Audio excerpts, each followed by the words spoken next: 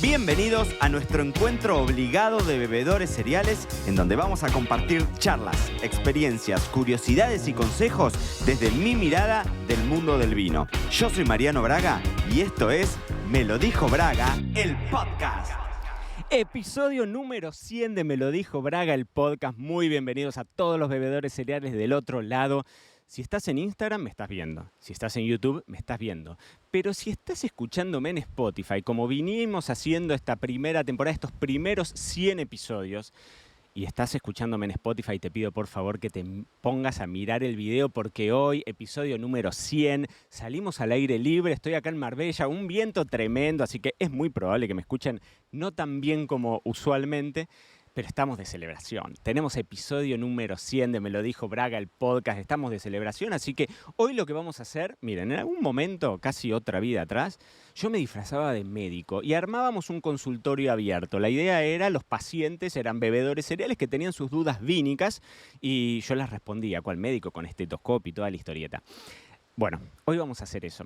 Ustedes, si recuerdan, hace un par de episodios les pregunté o les dije, mándenme a mi cuenta de Instagram, por mail, a la web, donde sea, ustedes saben que me encuentran fácil, mándenme sus preguntas. Así que hice una selección, porque me mandaron un montón, hice una selección de 5 preguntas que son de cosas completamente distintas. Es como un pupurrí bastante interesante de consultas que tienen sus aristas de maridaje, de servicio, de un poco de todo, consultas genéricas de los bebedores cereales, así que en este episodio número 100 lo estamos filmando y voy a responder esas dudas vínicas que siempre tuviste, quizás no, pero que quizás no las tuviste y ahora se te van a prender la lamparita y vas a aprender algo nuevo seguramente. Así que la primera que tengo acá es de Gustavo, y Gustavo hace una pregunta clásica que es súper tradicional en el mundo de la guarda de vinos y dice, ¿en cuánto tiempo de una mala guarda se puede estropear el vino? Y es una gran pregunta porque ya lo sabemos todos los bebedores cereales que no todos los vinos mejoran con el paso del tiempo, y no solo eso, sino que la mayor parte de los vinos que uno está acostumbrado a tomar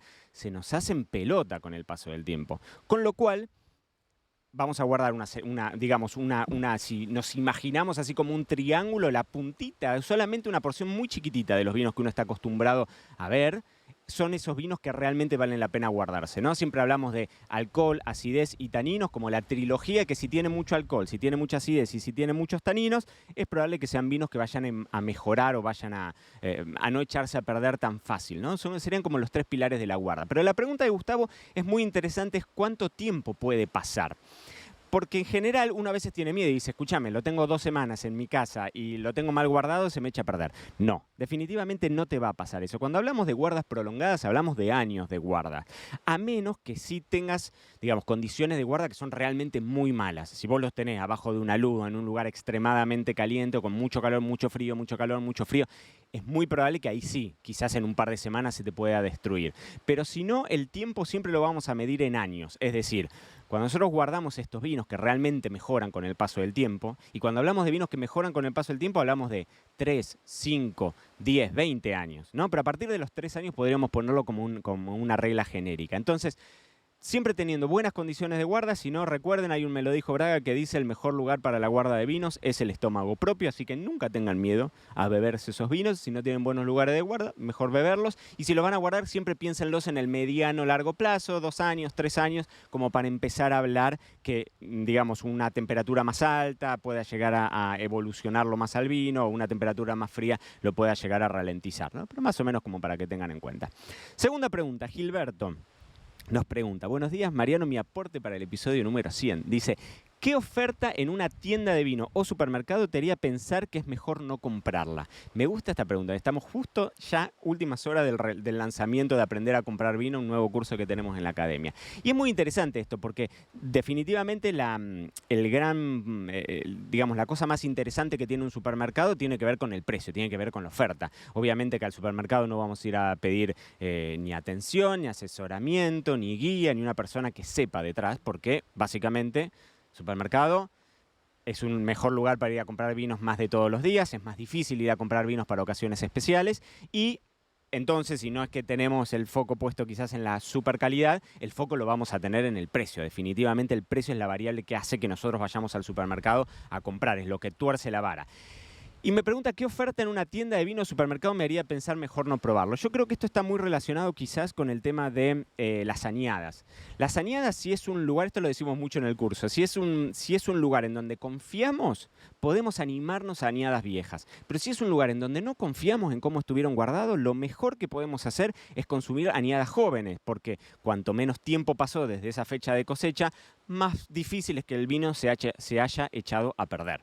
Entonces, esta idea de que si yo voy a un supermercado en donde veo que los vinos los tienen medio con las luces dicroicas o que vemos que no rotan mucho, vinos que vos decís, a mí me llama la atención esto, lo mejor que podemos hacer es comprar las añadas más jóvenes. Entonces, si tenemos una oferta, por ejemplo, de añadas viejas, y yo por lo menos desconfiaría, y siempre digo lo mismo, comprá uno, fíjate que esté ok, vas a subir, o sea, lo comprás, estás en el departamento, bajás al chino, lo comprás, te asegurás de que esté bien. O sea, lo probaste y volvés y te compras la caja entera si querés. Pero siempre, por lo menos, chequearlo. Yo creo que la principal duda o la principal desconfianza que tengo en cuanto a eso tiene que ver con las añadas. Y el otro punto, obviamente, si estamos hablando de vinos muy costosos, bueno, analicémoslo, porque seguramente en un supermercado no vamos a encontrar vinos. Vieron que hay mucho esto de los piratas del asfalto y si se roban vinos, se falsifican vinos y demás. La realidad es que los vinos que se falsifican en general son vinos de muy alta gama. Entonces vos no esperás encontrar un vino de 100, 200, 300 euros o más en un supermercado. Si lo encontrás, y sí, quizás podríamos desconfiar, pero no se suele dar muy a menudo. Más que nada, yo creo que el punto ahí lo tiene que ver con la añada. Tercera pregunta, Humberto me dice, mi pregunta sería relacionada a la utilización de los huevos de concreto para la elaboración de vinos. ¿Realmente funciona o simplemente es una moda? Y si has probado algún vino argentino elaborado de esa manera, ¿y cuál es tu percepción sensorial? A ver, quizás los han visto estos huevos, estos recipientes en forma de huevo, en formas ovoides, hechos de concreto, muchas veces internamente recubiertos con alguna pintura epoxídica, muchas veces se les hace solamente un franqueo, o sea que el cemento está crudo, ¿no? Y eso le suele dar un poco de textura y definitivamente está completamente vinculado al vino biodinámico, a los vinos, bueno, ahora una tendencia como más de vino natural, ¿no? Pero esta forma ovoide siempre habla de los vinos biodinámicos, de esta idea de que en la naturaleza no existen los ángulos rectos, ¿no? Y que el producto, o sea, el vino adentro cuando está en fermentación está en constante movimiento. Vos al tener esa forma ovoide, y acuérdense que cuando uno hace una vinificación, vos tenés el dióxido de carbono que generan las levaduras comiéndose esos azúcares, generan que haya movimiento adentro. Por eso al vino se le llama caldo, porque muchas veces vos lo ves que está vinificándose, que está elaborándose, y ves que está burbujeando y sacando calor, obviamente, porque bueno, es una reacción exotérmica, creo que se dice, que genera calor, ¿no? Entonces, bueno, parece un caldo, parece un guiso, parece un potaje, parece algo que estás cocinando, ¿no? Y me fui al demonio igual con el tema. Volvamos al huevo. Lo que sucede es que con ese dióxido de carbono hace que se genere como ese movimiento constante. Entonces, el movimiento en un vino tinto, en donde vos tenés el sombrero, que es la parte de sólidos que se va siempre para arriba, cuando vos necesitas hacer una maceración, es poco técnico, pero no importa. Cuando necesitas hacer una maceración, que es poner en contacto esos jugos, esa pulpa, con las pieles y los sólidos del vino, bueno, en un tanque tradicional lo que vos haces es un pisoneo o algún formato en donde vos sacás el jugo de arriba y lo metés para romper ese sombrero, para romper esa capa de sólidos de arriba. Ahora, cuando vos tenés un movimiento natural, el huevo, digamos, favorece a que no tengas que hacer una extracción manual, sino que se haga mucho más de forma natural, más allá que muchas veces o sea, el enólogo mete mano también para hacer un poco más de extracción, ¿no? Pero lo podrías dejar perfectamente. El resultado básicamente tiene que ver con esto. En el mundo del vino ustedes saben que no existen ni los blancos ni los negros y esto es todo prueba y error y hay vinos, yo he probado una infinita cantidad de vinos en huevo porque hay muchos, quizás los hermanos Michelini son los más conocidos en Argentina porque fueron los primeros en empezar a hacerlos como a grandes escalas, vinos sumamente interesantes, algunos en los que solamente tenés el huevo de cemento y hay un montón, realmente hay un montón de vinos, pero a lo que me refiero es que el huevo per se no es que te va a hacer un vino grande, o sea, nada te va a ser determinante. Definitivamente es una herramienta, funciona, el enólogo la utiliza como utiliza las piletas de cemento, como utiliza otras cosas. Hay un viento bárbaro, espero que se esté escuchando porque hay un viento bárbaro. Si ustedes ven que la cámara se mueve así, porque me estoy volando. Pero nada es determinante. Funcionan, es una herramienta más. Obviamente que los defensores del concepto de la biodinámica, que creo que no hablamos nunca de biodinámica en el podcast, me lo voy a anotar para algún episodio siguiente, son los defensores de ese sistema, lo valoran obviamente. Ana Clara pregunta, cuarta pregunta. Muchas veces vienen personas a las degustaciones, esta me gustó mucho. Verán que es un popurrí de preguntas, ¿no? Muchas veces vienen personas a las degustaciones que acompañan a alguien que le gusta el vino, pero a ellas no les gusta el vino. Me importa mucho lograr que esas personas quieran tener ganas de que les guste el vino. ¿Qué consejo me podés dar? Esperen que lo estoy leyendo acá. Para prender una chispita que logre el amor al vino. Difícil, ¿no? Es como enamorar a alguien. Me encanta la pregunta de Ana Clara. Sí. Es difícil. También es cierto que no son sabores adquiridos, ¿no? El vino es como que uno también tenés que forzarlo en algún punto. Y ya después, una vez que entraste, fuiste, porque no te vas más del mundo del vino. Pero existe esto que es cierto, que es que quizás a priori encontrás un montón de personas que no se quieren perder todo lo que el vino simboliza, pero a priori no te gusta, ¿no? Sacando un vino dulce que quizás es mucho más accesible, puede no gustarte, pero quizás es más accesible al paladar de todos nosotros que estamos más acostumbrados a los dulces que a los ácidos más extremos o a los taninos esos astringentes del vino tinto y demás.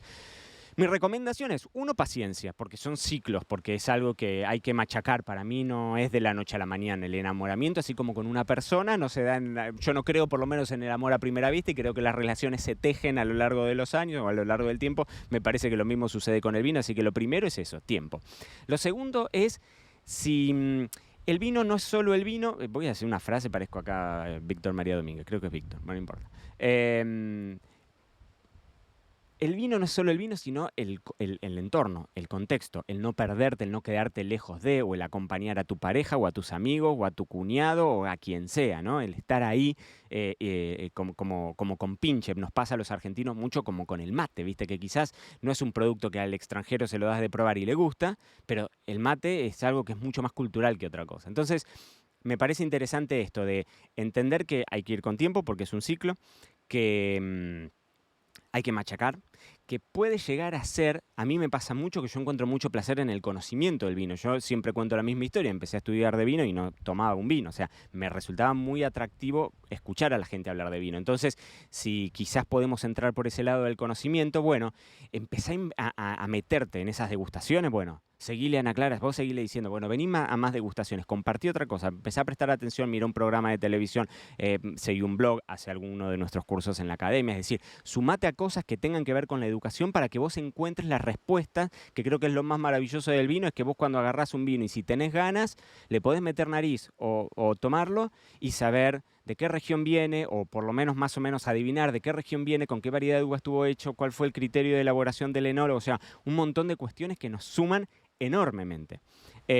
Así que yo creo que iría por ahí. Y después, no empezar con los tapones de punta, no arrancaría con un Carmener súper intenso o con, no sé, una Anchelota o con un Petit Verdot. Seguramente me iría con vinos un poco más suaves. Siempre recomiendo quizás un Pinot Noir, un Sangiovese, una criolla, refrescadito, como para que sea ese primer paso. Pero vuelvo a lo mismo. Tiempo y conocimiento. Perdón. Tiempo y conocimiento, me parece que esas son las dos herramientas más fuertes. Y la última pregunta, que es Juan. Tengo anotado Juan de la Plata. ¿Viste? Parece, en su momento era Feliz Domingo, que decía Juan de la Plata sin repetir y sin soplar. Bueno, una cosa así. Juan de la Plata, para el episodio 100 me pregunta: ¿cómo, desde cuándo y cuánto se puede invertir en el negocio del vino?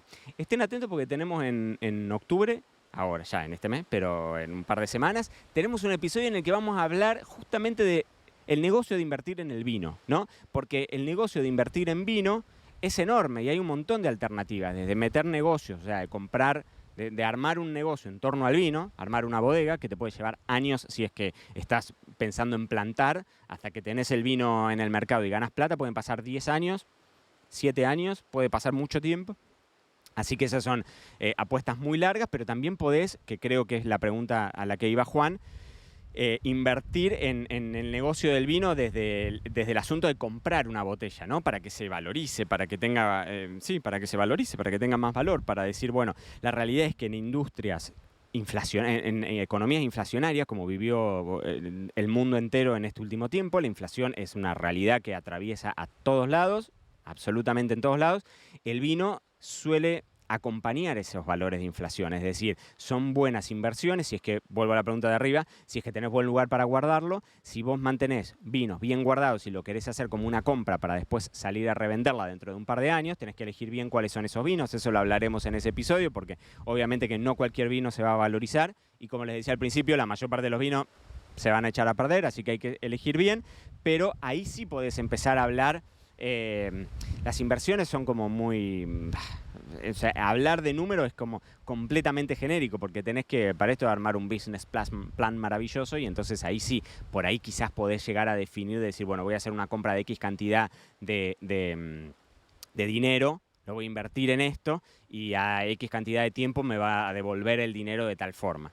Es decir, es un mundo interesante para invertir, sin dudas, para invertir si es que querés invertir como bebedor cereal y comprar, o si en algún momento querés poner un negocio en torno al mundo del vino. Si querés poner un negocio, una vinoteca y demás, bueno, eso ya es un poco más fácil si se quiere, porque en realidad se trata de revender un producto que ya está terminado, pero si querés pensar desde cero en hacer un producto, bueno, paciencia, porque ahí sí hablamos de apuestas a muy largo plazo, y para que esos negocios sean rentables, por lo menos tenés que pensar en 15 años desde que uno lo plantea. Con lo cual, siempre en el mundo del vino se habla de esto, de que uno lo va dejando para los hijos, para los nietos y demás, porque en definitiva se va terminando pasando generación tras generación.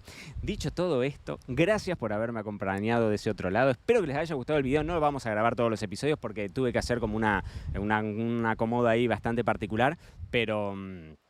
sepan ustedes que estamos muy contentos de haber llegado al episodio número 100. Seguimos rompiéndola un montón, así que gracias a todos los bebedores cereales del otro lado, porque seguimos encabezando muchísimo de los rankings de los podcasts más escuchados de Hispanoamérica. Así que estamos muy contentos dentro de la sección de gastronomía, obviamente. Estamos muy contentos. Así que gracias por la compañía. Si esta es la primera vez que ven el podcast, recuerden que nos pueden seguir en Apple Podcast, en Spotify y demás. Ahí estamos lunes, miércoles, siempre hablando de vinos, y los viernes que tenemos nuestros episodios al desnudo, nuestros episodios en Braga, más íntimos, más hablamos de otros temas interesantes también. Dicho todo esto, nos encontramos el miércoles en otro episodio de Me lo dijo Braga, el podcast. Esto fue todo por hoy. No te olvides suscribirte para no perderte nada y que sigamos construyendo juntos la mayor comunidad de bebedores cereales de habla hispana. Acá te espero en un próximo episodio.